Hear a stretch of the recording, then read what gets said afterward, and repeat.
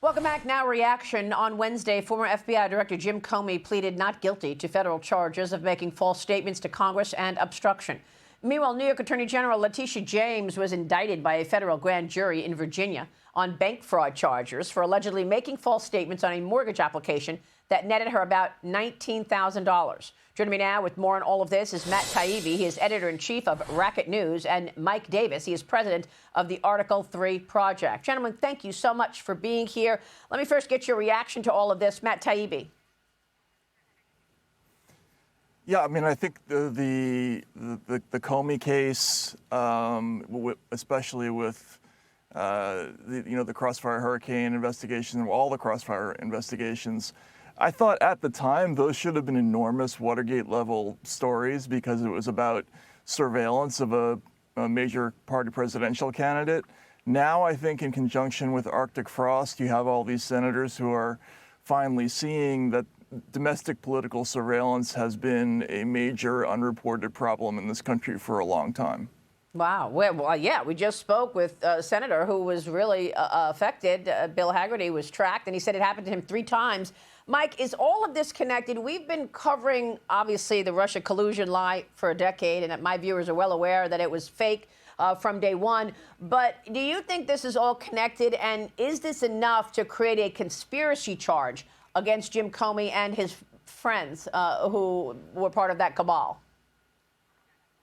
Yeah, those indictments we just saw for Comey and Tish James are the appetizer indictments. And the big one, the main course, is going to be the conspiracy against rights under 18 U.S.C. Section 241. I've publicly called for this for the last 3+ years since the Mar-a-Lago raid. Remember this with the Russian collusion hoax. The Democrats made this up to help Hillary Clinton's campaign, to cover up her corruption, and to take out presidential candidate Donald Trump. They failed. President Trump went into office, and so they tried to destroy him while he was in office, and they tried to destroy him with the lawfare because he declassified Crossfire Hurricane before he left office the first time. And you believe that the Mar-a-Lago raid was also part of it. They were actually looking for the assessment of Russia's influence campaign targeting the 2016 presidential election. It was declassified. I have it right here. Do you believe that's what they were looking for? 1,000%. And those people who did this raid, like Jay Bratz and others, they did this to cover up their own corruption. This is the biggest scandal in American history. They politicized and weaponized intel agencies and law enforcement to take out their political enemy. This is third world stuff. And I would say to these lawfare Democrats, justice is definitely coming. Matt, this is all pretty extraordinary. It is, but again, I think we're now finally seeing the proper perspective on it. I agree with Mr. Davis. This is an enormous story. It should have been an enormous story at the time. It's just that we're finally realizing how serious it was to conduct surveillance of these people and to, manufacture intelligence, against a domestic political enemy. I want to get your take on who you think is next to face indictment. Stay with us. Mike Davis and Matt Taibbi. We'll be right back.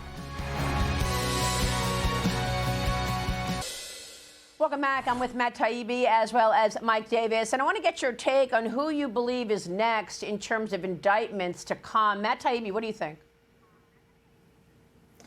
Well, I think some of the releases that came out of the Director of National Intelligence's office earlier this year from Tulsi Gabbard and from the DOJ point to some of those former intelligence chiefs like John Brennan, James Clapper, for instance. I was also told repeatedly that Hillary Clinton was a target of some of these investigations, although nobody could tell me exactly what crime she was being investigated for, but that she was a target. So I think you should look at the Russiagate actors who are in those documents.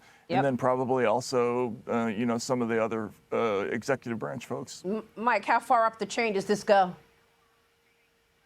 I think it goes all the way up to the top, to President Obama, to Vice President Biden, to Hillary Clinton, Comey, Brennan, Clapper, so many players within the Obama and Biden administration. And I think it also includes the lawfare Democrats, these prosecutors who coordinated with the Biden White House to bring these indictments against President Trump.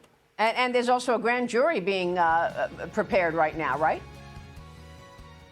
There is a new grand jury in Fort Pierce, Florida, and that would be a good place to do this grand jury investigation for what they did to President Trump. Okay. The Mar-a-Lago raised the hook. Gentlemen, thank you. Hey, it's Will Kane. Click here to subscribe to the Fox News channel on YouTube. It's the best way to get our latest interviews and highlights. And click to subscribe to the Will Kane podcast for full episodes right now.